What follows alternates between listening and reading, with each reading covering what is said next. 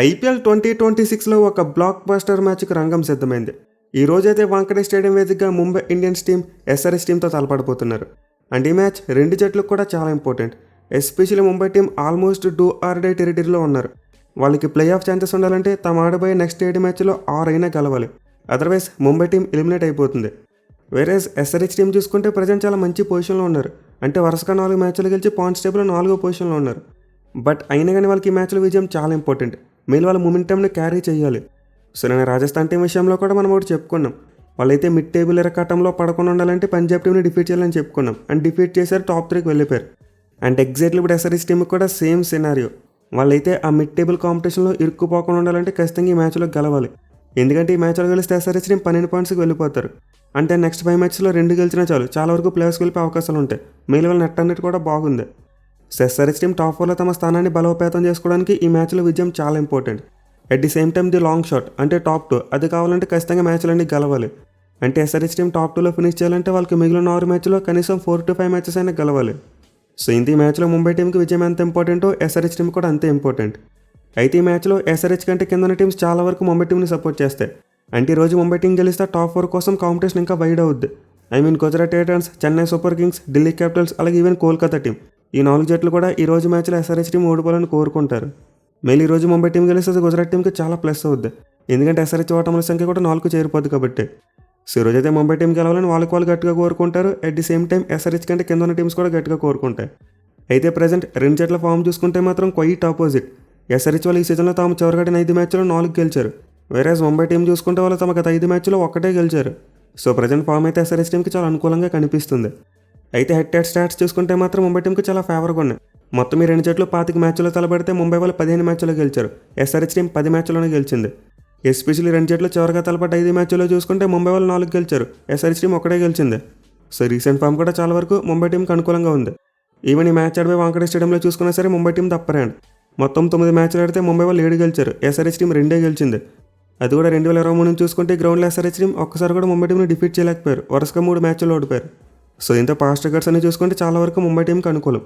But ముందు చెప్పుకున్నట్టే present రెండు జట్ల యొక్క ఫామ్ క్వైట్ ఆపోజిట్. దీంతో అయితే ఈ మ్యాచ్లో ఇరు జట్ల మధ్య ఒక మంచి టైట్ కాంపిటీషన్ చూడొచ్చు. అంటే ఒక క్లోజ్ మ్యాచెస్ ఎక్కువ అవకాశాలు ఉంటాయి. ఇక ఈ మ్యాచ్ ఆడిపోయి వాంకడే స్టేడియం యొక్క పిచ్ రిపోర్ట్ చూసుకుంటే ఆల్రెడీ సీజన్లో భారీ స్కోర్లు చూసాం. మెయిన్ ఈ మ్యాచ్ను పిచ్ నెంబర్ 8 మీద ఆడబోతున్నారంట. అండ్ ఈ సీజన్లో చూసుకుంటే ఈ పిచ్ మీద ముంబై టీం ఆర్సీబీ టీంతో మ్యాచ్ ఆడారు. అండ్ ఆ మ్యాచ్లో చూసాం ఆర్సీబీ వాళ్ళు ఏకంగా 240 రన్స్ కొట్టారు. అండ్ ఆల్సో ముంబై టీం కూడా చేసింగ్లో క్లోజ్గా వచ్చారు. సో మ్యాచ్లో అయితే ఓవరాల్గా 460 కంటే ఎక్కువ రన్స్ నమోదయ్యాయి. దీంతో ఈ మ్యాచ్లో కూడా మనం అలాంటి భారీ స్కోర్స్ని ఎక్స్పెక్ట్ చేయవచ్చు. మళ్ళీ ఎస్ఆర్హెచ్ టీం కనుక ముందు బ్యాటింగ్ చేస్తే ఖచ్చితంగా భారీ స్కోర్ కొడతారు. ఎందుకంటే వాళ్ళ బ్యాటింగ్ వేరే లెవెల్లో ఉంది. సో అయితే మోస్ట్ లైక్లీ రోజు మ్యాచ్లో టిపికల్ హై స్కోరింగ్ వాంకడే వికెట్ని చూసేందుకే ఎక్కువ ఛాన్స్ ఉంటుంది. ఇక టాస్ విషయానికి వస్తే ఆబ్వియస్లీ ట్రెండ్ కంటిన్యూ అవుద్ది. అంటే టాస్ గెలిచిన కెప్టెన్ ముందుగా ఫీల్డింగే తీసుకుంటారు. మెయిన్లీ గ్రౌండ్లో టాస్ గెలవడం కూడా ఇంపార్టెంటే, ఎందుకంటే సెకండ్ హాఫ్లో డ్యూ ఫ్యాక్టర్ వస్తుంది. అయితే పిచ్ నెంబర్ 8 మ్యాచ్ చూసుకుంటే మాత్రం ఫస్ట్ బ్యాటింగ్ చేసినా పర్వాలేదు. ఎందుకంటే పిచ్ మీద రికార్డ్ 60-40గా ఉంది. అంటే గత 10 మ్యాచ్లు పిచ్ నెంబర్ 8 మీద ఫస్ట్ బ్యాటింగ్ చేసిన టీం 6 మ్యాచ్లో గెలిచారు. చేసిన టీమ్స్ 4 మ్యాచ్లోనే గెలిచాయి. సో ఈ మ్యాచ్లో ఫస్ట్ బ్యాటింగ్ చేసినా గెలవచ్చు. మెయిన్లీ గ్రౌండ్లో ఫస్ట్ ఇన్నింగ్స్ విన్నింగ్ టోటల్ చూసుకుంటే 225 రన్స్గా ఉంది. దీంతో స్కోర్ని దాటితే డెఫినెట్లీ డిఫెండ్ చేసుకోవడానికి అవకాశం ఉంటుంది. ఇక టీమ్స్ విషయానికి వస్తే Mumbai team under the pump. వాళ్ళ బ్యాటింగ్ బౌలింగ్ రెండు కూడా పెద్దగా సక్సెస్ అవ్వట్లేదు. మెయిన్లీ గత మ్యాచ్లో చూసాం బ్యాటింగ్ అయితే కుప్పకూలిపోయింది. సో ఈ మ్యాచ్ కోసం అయితే రోహిత్ శర్మ వస్తాడో లేదో అగైన్ డౌట్గానే ఉంది. అంటే అతను చేయడం నెట్ ప్రాక్టీస్ చేస్తున్నాడు, అది కూడా సీరియస్గానే చేస్తున్నాడు. బట్ అతని ఫిట్నెస్ మీద మాత్రం ఎలాంటి గట్టి అప్డేట్ ఇవ్వట్లేదు. ఎందుకంటే మ్యాచ్ జరిగే అతను ఫిట్నెస్కి మరోసారి టెస్ట్ పెడతారంట. అండ్ అందులో ఫుల్ ఫిట్గా వస్తే అప్పుడు మ్యాచ్ ఆడిపిస్తారు. లేకపోతే ఈరోజు కూడా రోహిత్ శర్మ ఆడేందుకు అవకాశం ఉండదు.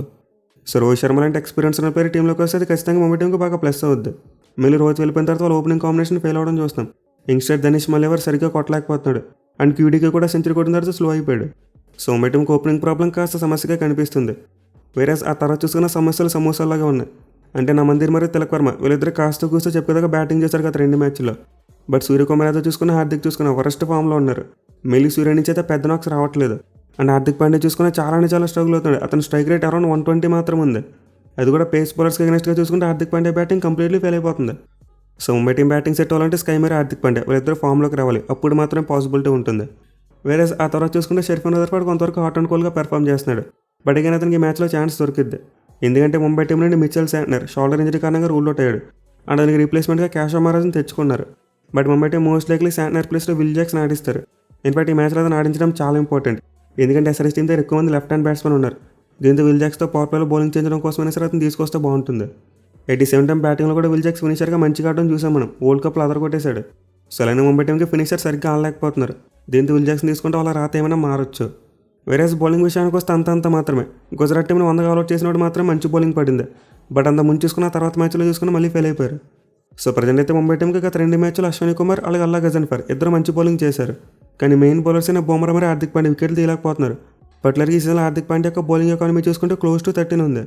అండ్ బుమ్రా చూసుకుంటే మెల్లగా వికెట్లు తీయడం మొదలు పెట్టాడు. బట్ అగైన్ అంత ఎఫెక్ట్ చూపించలేకపోతున్నాడు. సో ముంబై టీం బౌలింగ్ నుంచి అయితే ఇంకా కలెక్టివ్ ఎఫర్ట్ కావాలి. 87 వాళ్ళకి last match youngster Krish Bhagat సరిగ్గా వేయలేకపోయాడు. దీంతో ముంబై టీం ఏమైనా మార్పు చేస్తే చేయొచ్చు.